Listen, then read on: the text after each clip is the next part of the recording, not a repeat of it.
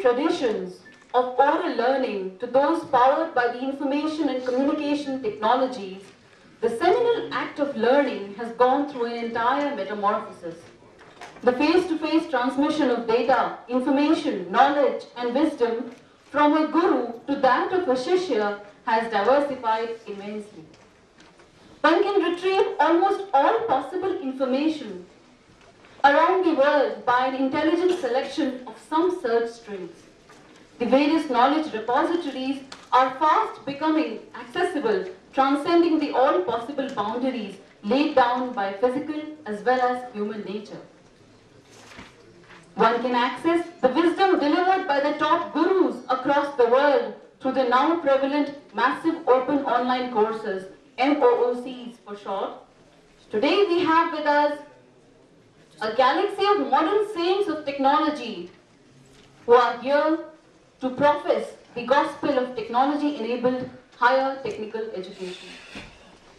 I would like to invite Mr. Vivek Agarwal, CEO Liquid, Mr. Chris Sims, Head Joint Policy Advisory Group, Manipal City and Guilds, Mr. Devabrata Bagchi, CEO Sparsha Learning, Mr. Lokesh Mehra, Director Education Advocacy Microsoft, Mr. Ankur Rohatgi, Head Emerging Technologies Group, ILNFS Education and Technology Services Limited. Can we please give them a round of applause?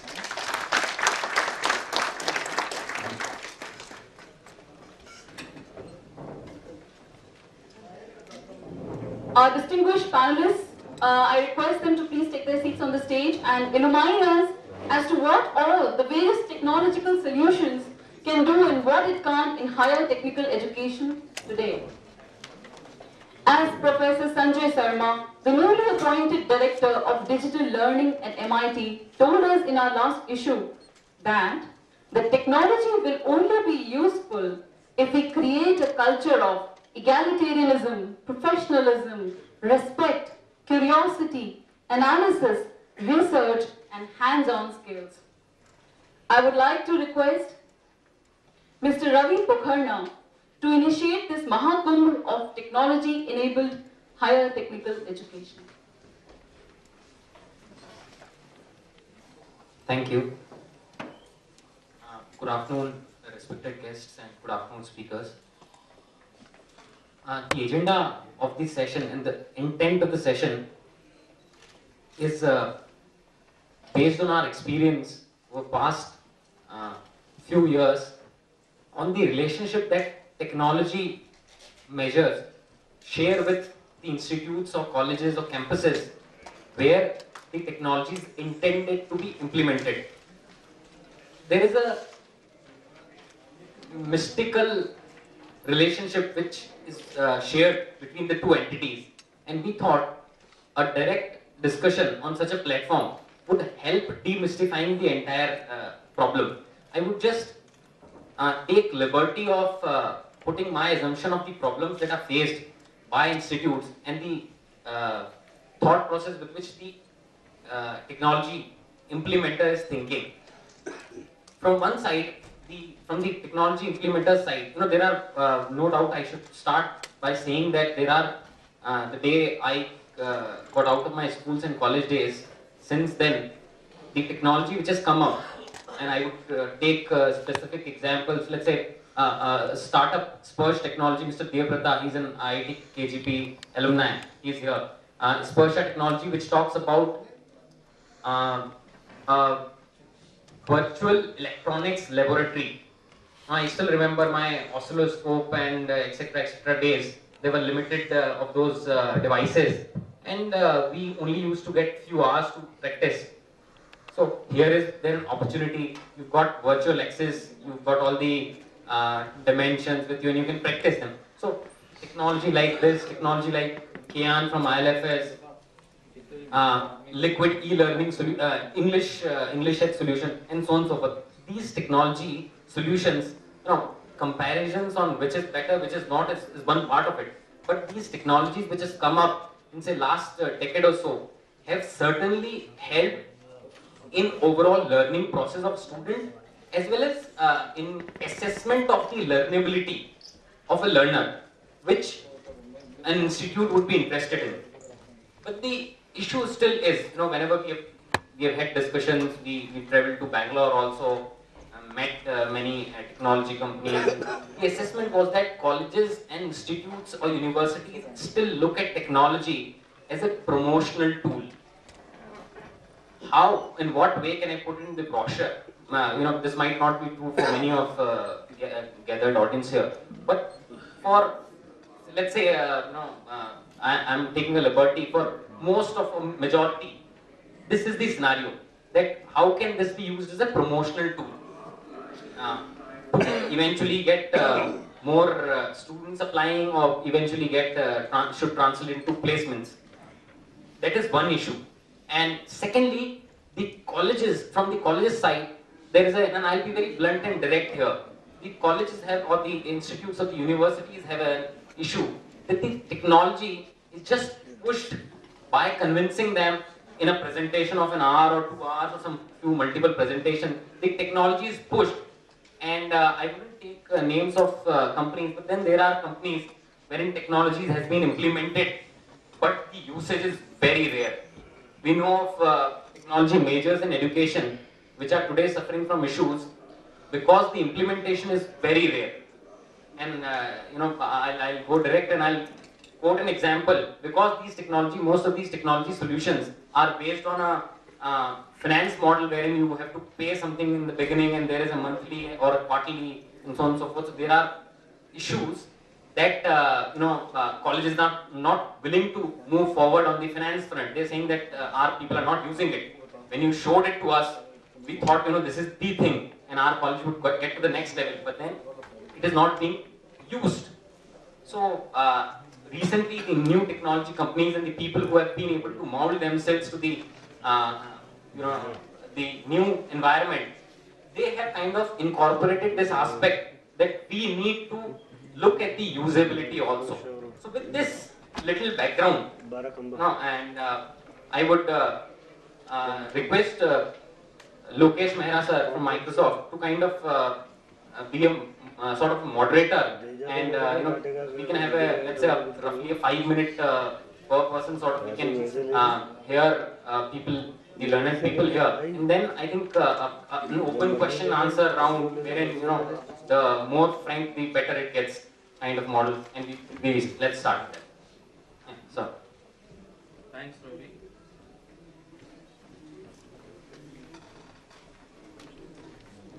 Let me begin by talking about some time horizons. All of us today are in 2012, and probably the face of the educational institution would typically change by 2020.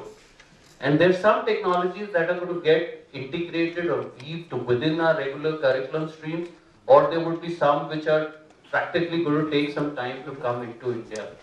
So if I look at, if you look at the traditional equation, there are students and teachers at one place at one time. Going forward, it is going to be virtual quite a lot in terms of a blend, where the place and time may vary. So that's one aspect that we need to take into account. Let's look at 2012 to begin with. Currently, what are the hot things which are going on? Ravi talked about and ma'am talked about MOOC, Massive Online Open Courseware. That's practically something where, it started off, MIT started off with about 15 courses. Today there are about 1700 courses which exist within MIT. There's another company called Coursera. It started only in April 2012, which is barely about 8-9 months back. Today they have about 2.5 million users. edX, which is run by an Indian Professor Anant, he himself is talking about the paradigm shift that's going to happen in the learning space. What's the kind of changes which would happen in the next 1 or 2 years? All of us have heard about virtual conferences and webinars. I think all of you would be aware of that. Now what happens in a webinar is I am speaking and it's probably one-to-many or whatever, there may be a backflow information. But the interesting concept which is going on with webinars is a term called back channels. Back channels means that people sitting here in the audience may be listening to the presenter, but they'll have comments going on at the back. What is this person talking about? Is it relevant? Is it not relevant? And they'll have their own audience stream what is going on. Another interesting aspect is what we call a SMAC, SMAC. Social, mobile, it talks about analytical, and C is the cloud. And you are all aware of how institutions today are leveraging the cloud specifically for online guidance, admissions, and even certifications. The aspect is how do you increase your productivity according to all of that. So this is what is going to happen, in the next 1 or 2 years. Tablet computing may also come into place. Now, for instance, our company Surface was launched, which is a tablet, but we realized that people are still uncomfortable typing on a screen. So there was a keyboard attached to it. Some innovations like these are going to happen. What's going to happen 2 years down the line? You'll figure out that the concept of digital textbooks is going to come into play. That's going to be a very predominant phenomena, which is going to happen down the line. And also going further, you will see about 3 to 4 years down the line, the project-based assessment is going to specifically change to a portfolio management, where the student would be creating portfolios which would actually lead to their assessments being taken care of. And virtual immersive reality is also going to come. So I'll stop about these, but this is just to give you a flavor of what's on the anvil. And I'll probably begin by, asking a question to Vivek. Vivek, where do you foresee the Indian education system moving, given the vast experience that you have, setting up companies, scaling them up? And what do you see maybe the impediments that may happen?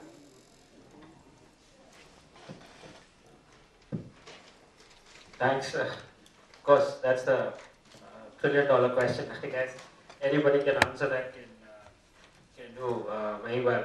But clearly, there are some trends emerging which point to directions we might take. I think one thing to say is there's no question that the future is digital, right? Now what amount and what pace and what technology, all of that will become clearer as we go. But clearly, the future is digital, right?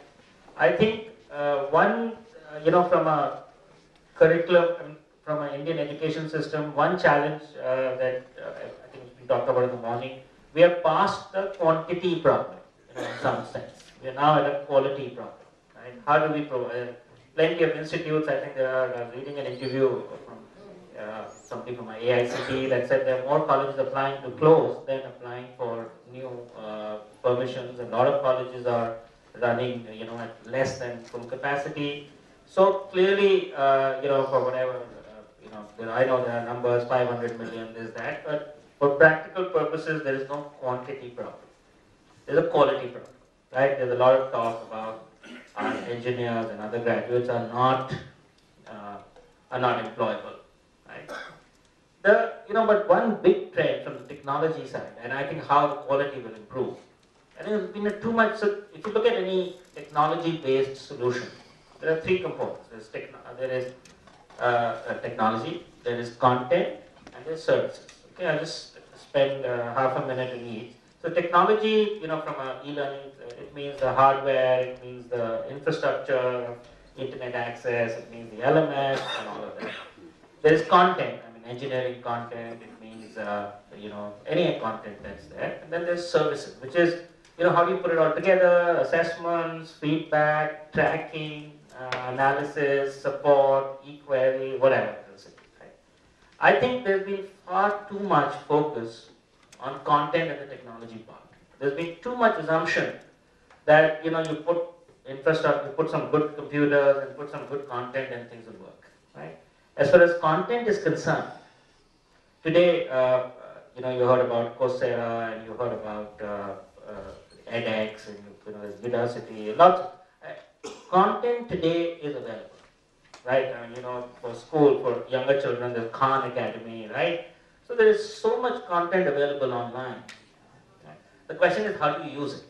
If if students could just go online and study by themselves, we would all be, PhD qualified because there's enough material available. The point is, how do you make it work for the students, right? There's a model that, these Coursera, these courses. So for example, if a Stanford professor is teaching a program on MSc in robotics, right? Which actually one of my colleagues and a common friend he attends it in the morning, he looks it on a TV as he does his exercise. But very few people as motivated as he is, right? How do you make that Stanford professor teaching robotics, artificial intelligence, or whatever else it is, make it available to our students here, right? Because students are not going to go online, sit in front of the computer and do that day after day. I mean, they're not, most of them are not that motivated. So is there a way of bringing it in the classroom? Can you assign an instructor or a facilitator who can bring all of that together, right, for the student? So I think, one of the models, and none of these companies has any revenue model today, right? The central assumption they're making, interesting, that money they will probably make by analyzing how learners learn and then give feedback, because they're collecting data of millions of learners who are studying online, right? So analyzing how learners learn and then providing feedback, analytics part of SCOM, what do you call it? SMAC, SMAC. Is going to be very, very powerful, right? The holy grail in technology companies, we call it the personalization of learning. Can there be a sort of an engine that can tell students what they want, when they want, and the way they learn best, right? So I think that part is going to be a huge thing. Clearly, a teacher is unable to, if there are 50 or 60 students in a classroom, there's no way even the best teachers can personalize the learning. It's physically not possible. And therefore, technology has to come in, right? And I think that's the direction in which it's going to go. Overall, I think the physical institutions will become more facilitation places, more social places, if you like, while more of the hardcore knowledge will start happening online more and more. Thanks, Vivek. And I think you raised two pertinent points in terms of too much focus on the technology and the content part. Services is something that we are still grappling with as a country. And number two would be the kind of revenue models that are going to come up down the line. Because right now, content is being disseminated online. It's available free of cost through various modes like the Khan Academy, etc. But you need to have concrete models and probably some policies around it. So if people are not aware, Chris leads the policy group at Manipal City and Guilds. And let me pose that query for you. Chris, what do you feel that the Indian government should do to facilitate, technology immersion within our learning? Thanks. I might have to take a couple of steps back from the question, if that's all right. I think at the risk of being the person who pours cold water on things, I have to say that I am a slight skeptic about the amount of emphasis that's put on technology when it comes to learning. And I say that because I feel that technology is obviously enormously exciting, and when it works, it's tremendous. But it's not a substitute for quality teaching. And to me, education is fundamentally human interaction, especially when it comes to applied education, which is so crucial for engineering. So I do feel that there's a need first, and my answer to your question, I guess, would be that the Indian government should look much more at the fundamentals, particularly around improving faculty and professionalisation of educators, and enabling them to make better use of technology. The government is not in the lead on technology. It never has done, never will do in any country, as far as I'm aware. Entrepreneurs will do that. Entrepreneurs will find the gaps in the market. They will find the business models that will work. I think the government's role, to be honest, is to let them get on with it. That's basically what I'd say on that. What the government can do is to support the development of the more fundamental aspects of the education infrastructure that will enable those entrepreneurs to flourish. And I think from my perspective, I respectfully disagree with you about the quantity issue. I fully support you on the quality question. I do think there's a quantity issue. I think the reason that you have colleges closing is because what I see is a system where the feed through into those colleges is very narrow and restricted. It's very difficult for anyone to get into this higher level education other than through the highly academic route.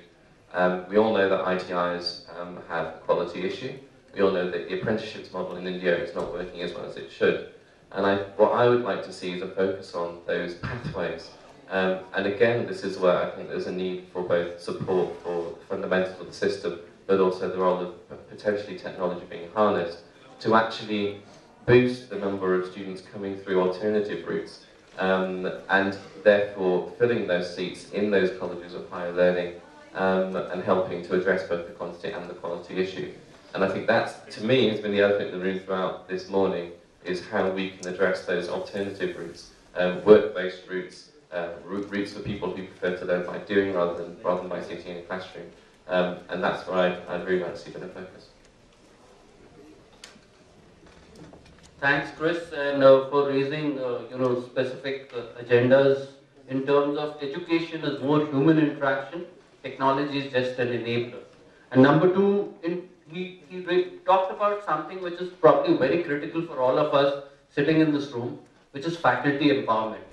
What ideally happens is probably what we call as the ICE sector in the IT industries, IT, Com Science, E&E and E&C branches are the ones who specifically get exposed to nuances of technology and probably the latest interventions.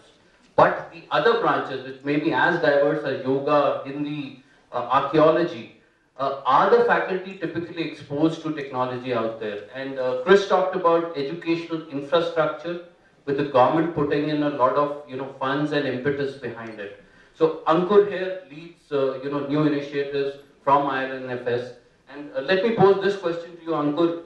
Given the fact that the government has come up with several initiatives like the NME ICT, as well as components like NPTEL, the Akash tablet getting launched, how do you ensure that the infrastructure is being optimally utilized? And do you feel that India is ready for some technologies which may be too premature out here?